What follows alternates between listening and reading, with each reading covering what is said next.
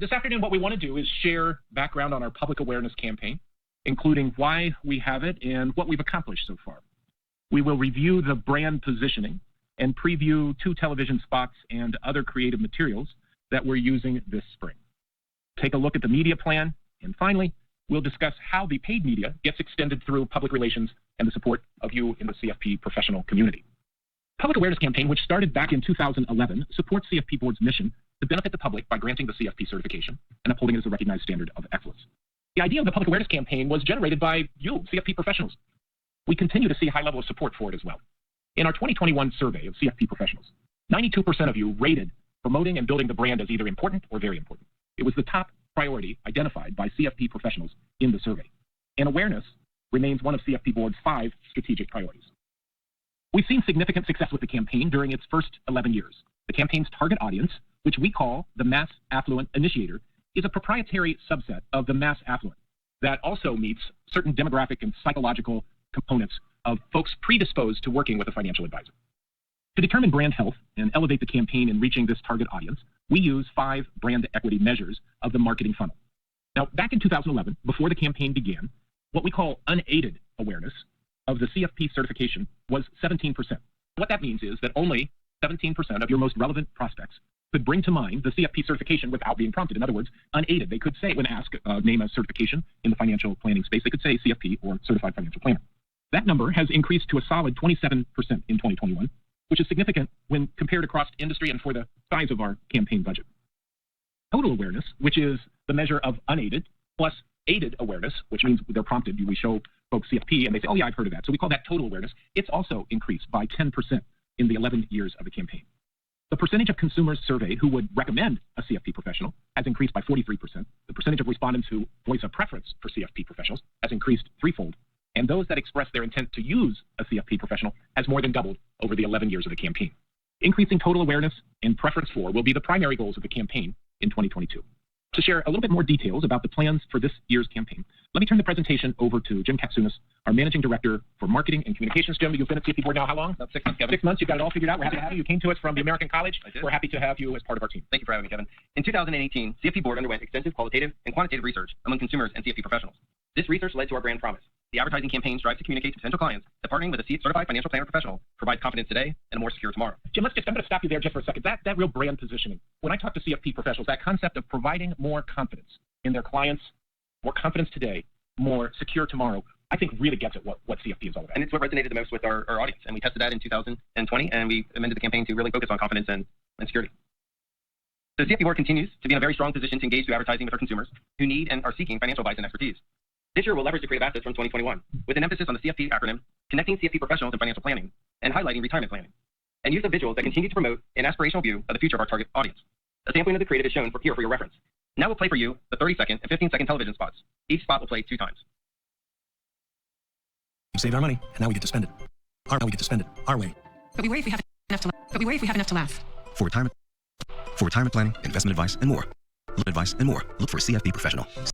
CFP professionals can help you craft a complete financial plan that gives you confidence today and tomorrow. Find your CFP professional at letsmakeaplan.org. Our Confident Forever plan is possible with a CFP professional. We saved our money, and now we get to spend it our way. But we worry if we have enough to last. For retirement planning, investment advice, and more. Look for a CFP professional. CFP professionals can help you craft a complete financial plan that gives you confidence today and tomorrow. Now I'd like to turn things over to Missy Lieber, Media Director at our partner, White 64. Thank you, Jim. I appreciate it. This year was to create a media plan that delivers a combination of the right media mix, the media weight, and the frequency necessary to meet the awareness and preference goals set forth this year. This included a thorough evaluation of current syndicated research in order to identify the changes in media consumption behaviors among our target audience, particularly that have shifted as a result of our COVID lockdown, and then take those learnings to craft the right media plans. Target audience is spending more time than ever with video across multiple screens. Video impressions dominate this year's buy to be sure to reach our target audience no matter where they're watching video, whether it's on a laptop, a phone, or a TV. A streaming TV viewership has increased dramatically during COVID. Research shows that a combination of traditional television plus streaming television equals a lift in overall awareness, which is our primary objective. We've negotiated more sponsorships than ever with our partners, including sponsored vignettes with HGTV, Food Network, bonus commercials from our partners, and more, all designed to increase brand awareness and visibility. We're also expanding our reach this year with additional spots on broadcast television in top shows watched by our target audience, including Shark Tank, Survivor, Dateline, and 48 Hours. Missy, when you're negotiating with these vignettes, why is that so important? Well, first of all, it's great additional exposure for the brand. It also aligns the brand and the frequency of message with whatever the, let's say, vignette is about. For example, for HGTV this year, our vignette is about a safe home, and we're relating that in the tagged sponsorship about having safe planning, sound planning, financial planning from our advisors. So to elevate the brand and align it. You typically have to buy a certain amount. You have to commit a certain amount to the network. We is that do. Right? The interesting thing, though, is that we leverage our negotiated media buys in order to provide this extra added value and exposure. And it happens to be, for example, that Food Network and HGTV, GTV are both owned by Discovery Channel. And so we leverage our overall spend across Discovery, and including Discovery Plus, which is their streaming platform, in order to bring added value overall with our Discovery buys. And many of the networks on Discovery are really dense with our, it's a good place for our target audience. It's a huge fit, especially when we're looking for also for different audiences like females and aligning with some of their different programming, whether it's HGTV, Cooking Channel, Food Network. They have a huge stable that aligns really nicely with our target audience. So look to do as many of those as possible. As I mentioned previously, I think the biggest shift we've seen over the past years in terms of media consumption is the surge in streaming television. And as a result, the team has shifted dollars from traditional television to streaming television, allocating the spend to align with the target audience's viewership. Now, television still makes up the highest percentage of our media mix at 51%, so that we're maximizing our reach and frequency against the target audience, with digital and streaming covering over a third of the budget at 35%. Digital includes video pre-roll on YouTube, as well as display and banner ads, and podcasting. Now, SEM, or search engine marketing, which is paid ads on Google Search as well as Bing, our radio, and our social, which includes Facebook, Instagram, and LinkedIn, make up the rest of our overall budget at 15%. Does anybody use Bing? It is becoming more and more relevant. Yes, it is. What's the percentage, Google versus Bing? Probably 90% to 10%. It's a small number, but always just in order to cover your bases, you want to make sure that you have coverage on all, but I would say that the highest percentage of our overall budget goes to Google. Absolutely. Our ad campaign, as you can see, is going to run for 9 weeks, and we start this Monday, March 28th, and we run through the end of May. Cable, TV, digital, SEM will launch the campaign on 3/28, and they'll provide the continuity and maintenance for the entire campaign. Now, the radio and broadcast television will have a 6-week run, providing additional reach and frequency as we hit our peak towards the end of our campaign. Stop there. Yep. You always talk about reach and frequency in the ad business. Right. Would you tell our listeners what that means? Reach is the total number of people or different people. We can look at net reach, or we can look at reach altogether, that we're reaching with our campaign among our primary target audience. The frequency is the number of times somebody in our target audience is exposed to the ad. If you have somebody who's exposed more often and frequently to the ad, there will be an increase in overall awareness, and that is why... And hopefully recall. Absolutely, recall and awareness when asked those questions during our research. Search engine marketing will run throughout the year, but have a heavy up during the end of the campaign. On this slide, you'll see a wide breadth of media partners, and certainly the campaign is not limited to this. We know that our target audience are heavy consumers of news and sports, lifestyle and financial planning, and that's where we will find and focus our media attention with our ads there. Now I'm going to pass things back to Jim, who's going to talk about how the paid media campaign can be extended even further to you. In addition to our paid media, we'll seek to optimize and maximize our public relation opportunities and use CFP Board ambassadors to extend brand reach. Our own assets, like our consumer-facing website, letsmakeaplan.org, and social media channels will enhance our reach and frequency. The campaign assets are available to certificants to extend the reach of our campaign. CFP.net hosts a wide variety of these tools: TV spots, banner ads, print ads, customizable radio spots, and social media posts. Certificants can use these tools to support their own professional branding and marketing initiatives. Okay, well, we've got questions coming in, so why don't we just dive right in? Again, if we don't get to your question, we'll come back. Jim, you just mentioned, actually asks, can we use these ads on our social media? So what's the deal there? Yeah, so if you go to CFP.net, under resources, the public awareness campaign, you'll see all the assets of the campaign. You could download the video assets, share them on your social media accounts, on your company websites if your company allows you to do such. There's also customizable radio spots that you can use for your own personal branding and marketing, as well as pre-written social media posts. That's great. Thank you for that. Speaking of radio ads, Jim asks, I've never heard of CFP radio ad. What stations? Missy, who are you buying? Our target audience is listening to NPR and American Public Media. So if you turn into National Public Radio, you'll hear our ads across Morning Edition, All Things Considered, How I Built This, and we are also going to be sponsoring the Minute on Kai Rizdal's Marketplace report on ATM. Carl writes in to let us know that his office uses Bing, so maybe, maybe I'm just missing. Thanks, Carl. Hey, Jim, Tricia asks, how long has the campaign been, this particular campaign been running? This campaign launched in 2018. Since then, the campaign's creative assets have been updated and optimized based on performance and what's best resonate with our target audience to drive awareness and recall. So thank you, Tricia, for that question. Great. Looking at the questions coming in, Missy, this one gets to the media buy. Hank asks, how was this campaign timing determined to provide the greatest impact? You've got a smile. That's a great question, Hank.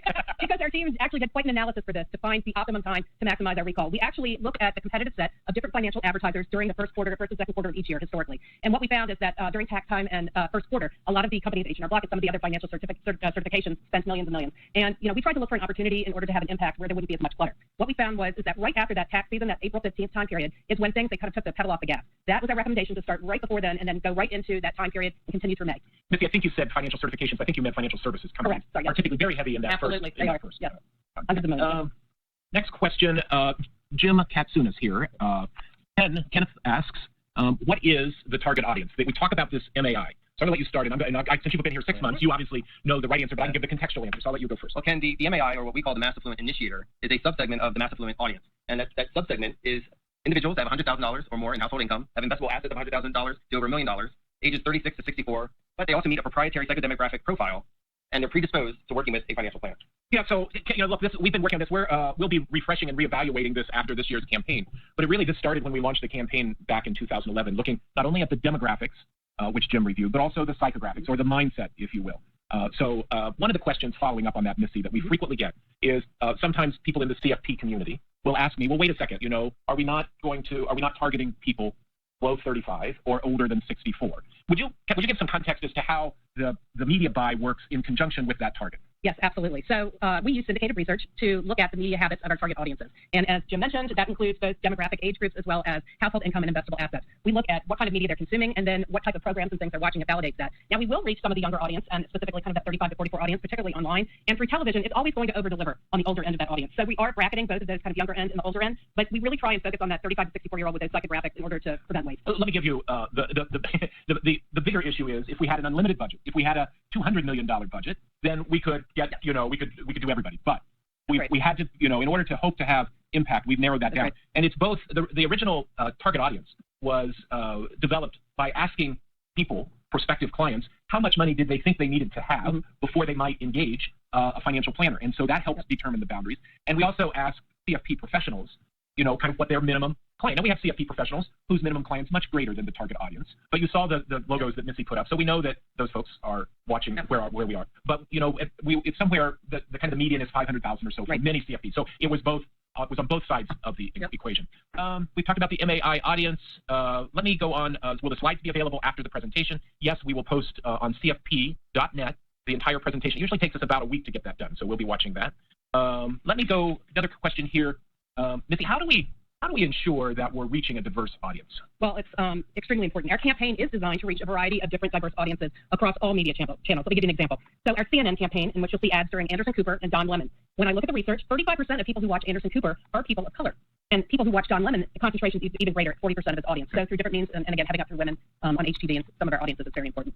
Justin must be a big podcast fan because he's asking, do we have any ads in podcasts? Absolutely. We're targeting and using podcasts in a variety of ways. One, through our partnership through NPR, will be in a lot of their top-of-the-line top podcasts, as well as you talked about reaching individuals primarily in our audience. We'll actually target people in specific age groups and reach them no matter what podcast they're listening to. But keep an ear out for NPR. Great. Here's Missy, a lot of questions about the media buy. So Alexandra asks, she said, some of my clients say they don't see any of our ads at all, and I thought we were targeting them. So fair question. What do you have to say to Alexandra? It's a fair question, but our campaign is designed to reach our target audience across a variety of media channels. So given our budget and the very media consumption habits of our target audience, it would be highly unlikely that 100% of the target sees or hears a commercial. However, our campaign reaches about 85 to 87% of our target over 11 times. So that is a very high frequency across the campaign. Just for reference, how big is the target audience? When we talk about those people, 35 to 64, $100,000 household income, $100,000 to $1 million in investable assets, and then we layer over that the psychographic, the mindset considerations. How big are we talking about? It's probably anywhere from 25 to 30 million in terms of the universe. Yep. All right. Jim, question for you. Shauna asks, we show the commercials. They have 30 seconds and a 15. She said the 15 goes by really quickly. Can we really do the job we need with just 15 seconds? Shauna, I'm glad you asked that question. It's a perfect question. The 15-second commercial has become prevalent and very effective format in recent years. It allows us to reach our audiences with more frequency than a longer spot, and it's helpful in promoting recall. In addition, testing was done on the concepts prior to filming to ensure that our concepts were effective in delivering our key messages and lifting awareness. Great. Thank you. Missy, Charles says he's really excited about ads on business-focused shows like Shark Tank and others. It must be a good place for our target audience. Is that right? It is, absolutely. I mean, the top programs, as I mentioned before, are news programs for our audience and financial programs. Shark Tank came up extremely high in terms of reach and index against our target audience. So we're really excited with these programs, along with like Dateline. That whole genre, Dateline, 48 Hours, came up really strong in terms of reach against our audience. Just as long as To Catch a Predator does it. That's right. Yes, we're not on that. See, Damien asks, is there a way to measure how many people use the search engine? Damien, we keep track of how many people use Let's Make a Plan. Jim, what was our 2021 number? It was over 700,000. Kevin, the searches, individual searches in 2021. Yeah, 700,000. So, Damien, I hope that helps. Roberto, this is another one for Missy. Roberto asks, what are you doing, considering all of the ad-free options for TV and video? How do we make sure people see the ads? It is a challenge, but creativity is also a part of this. We do our best to buy as deep as possible across these different channels where consumers have ad-free options. For example, whether it's Roku or Hulu or examples of that. But there are still a substantial portion of available impressions that we can buy that are in front of that firewall. So we buy as many impressions as possible within our budget, and then we negotiate unique sponsorships. So, for example, we have one that we did last year, and we're also doing with Roku again this year. And this allows us to get our brand message in front of those people who subscribe to ad-free messaging before they skip to that ad-free portion. So we do our best to buy as many as possible. Great, thank you. Yep. Kelly asks, do we have ads on TikTok? We do not have ads. I'm guessing TikTok might fall a bit outside our target market. It is, and it's also kind of like a little bit of a fad right now. You know, there's different social media things, Snapchat and things that pop up, but they're not appropriate for every audience. And right now, our feeling is to really do a good job building on Facebook and LinkedIn and Instagram. And if and when it's ever right, then we will look at TikTok. We are looking at it. Against our target audience. That's right. They're not TikTok users. We have just a couple more minutes here, a couple more questions. Paul wants to know, how were the particular actors shown in the commercial selected? I'll take that because I was there. Were you there for the shoot, Missy? I was not. I was there. Jim was there. Definitely wasn't there. You know, the actors in the commercial were selected with a mind toward depicting people in our target audience. Across the two commercials, we were able to show diversity of age, gender, and then you may have noticed the CFP professional was black. When we shot that series of ads, we actually shot 3 different ads. We had a series again, and over time, our research showed that this particular ad was the most effective. Susan wants to know about social media, Jim, if you might address how we do that. And at the same time, Jared is asking, where exactly on the CFP website can I find pre-written social media posts? And also add to that, the question from Kevin about the video advertisements, where you can find those on the website, as well as Mira's question about, where on this website as well she can find the social media. So I'll answer them all together. First, to Susan's question about, why do we use social media as part of the campaign? Social media is an integral part of the campaign in our buy. Research indicates, as Missy pointed out earlier, that our target audience are heavy users of Facebook and LinkedIn. And social media is used to generate awareness through our paid as well as boosted posts, driving traffic and garnering consumer engagement with CFP content. All of these assets of the campaign can be found on CFP.net, right under the public awareness section of the website. You could even just search on the website and look up public awareness campaign, and you'll be able to download all the social media posts, the scripts for the radio ads, as well as the TV spots, and you can use those on your social media as well as on your company website. As long as your company and your compliance departments allow you to use them and they're approved to be used. Kenneth here has been a really active poster of questions. He's asking, can I insert the video advertisement on a company website? Yes, you can embed it in, but just make sure compliance is okay with that. I think we're kind of coming to the end. Missy Lever, final thoughts from you as it relates to our media buy and what the CFP community is going to see over the next 9 weeks. I think it's going to be a great campaign. It's going to be across a lot of different video channels and places that you're going to be engaged in and getting your information from. So it's going to be a lot of frequency, and I think you'll see an uptick towards the end of the campaign. It's just a tremendous media weight. And carpet bombing. Absolutely, but targeted carpet bombing. Yes. All right, Missy, thank you for all you've done for us so far, and we obviously are tracking the results here on a regular basis. Jim Katsunas, CFP Board's Managing Director of Marketing and Communications. Final word from you. Just want to thank our certificates for supporting the public awareness campaign. Please go to cfp.net/TAC. Again, cfp.net/TAC to download the toolkit of all the assets and help us extend our message and our brand. Well, Jim, thank you, and Missy, thank you. This will most likely be the last year for this campaign, and so we look forward to a fresher campaign in 2023, an updated campaign. And we thank all of you for joining us today and for all that you do for the profession of financial planning. If you have questions, reach out to us here at CFP Board. If we didn't get to your question, I think we got to most of them. We will answer it after the fact. This concludes our webinar today. A recording will be posted on our website within the next week. Have a great day, everybody.